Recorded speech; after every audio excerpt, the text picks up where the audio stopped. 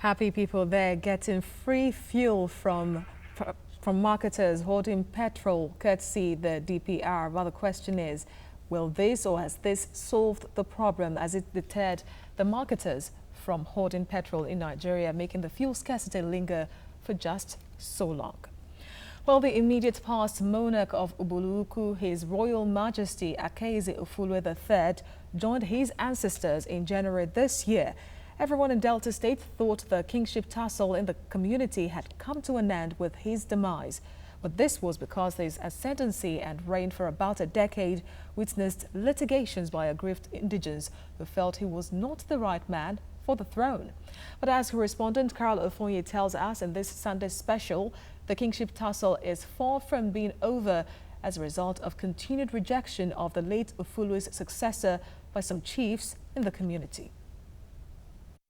This man in royal regalia is the late Obi Edward Akaeze Ofulue III, the immediate past monarch of UBULU-UKU, whose ascendance to the throne of his ancestors in 2006 tore the ancient community apart.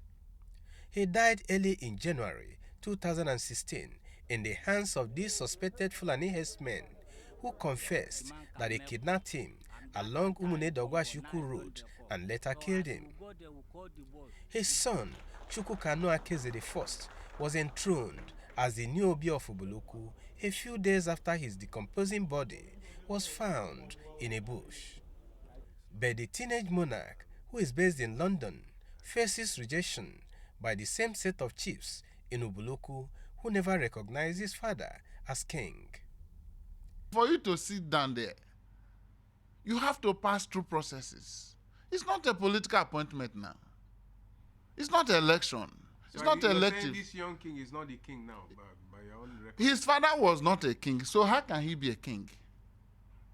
I've told you that this thing goes from father to son. If his father, the man has even admitted that I refused to crown him. So if I did not crown him, who crowned him? Chief EMMANUEL EJIOFOR explained that primogeniture system of monarchy in practice in UBULU-UKU makes it imperative that only the surviving biological first son of the late king is qualified to succeed him. Chief EJIOFOR insisted that as long as there is a surviving biological son of late Edward Ofulue II in the person of Edward Okuchukwu Ofulue, he remains the authentic king, waiting in the wings to be crowned. But in a swift reaction to this, the President General of UBULU-UKU Development Council branded Chief EMMANUEL EJIOFOR a mischief maker. He claimed that Chief EJIOFOR went on a vengeful mission after being derobed as a chief in UBULU-UKU by the late Akaeze Ofulue III for rebellion and insubordination.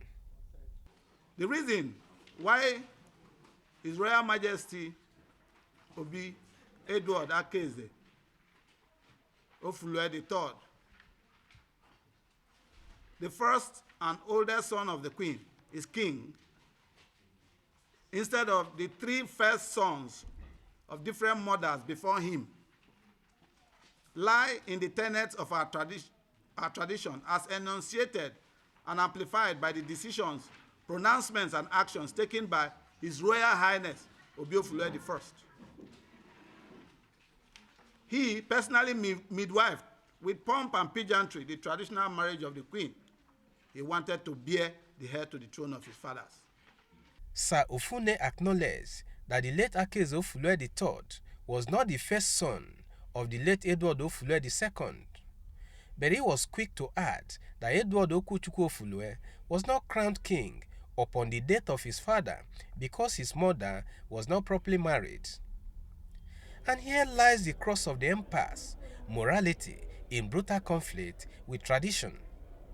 Whatever be the issue of contention in the UBULU-UKU kingship tussle, the people here need to understand that a kingdom divided against itself certainly cannot stand. And what this means is that all parties to this dispute need to come together as a matter of urgency to resolve it in the interest of development of this community. Kal Report, TVC News, UBULU-UKU Delta State.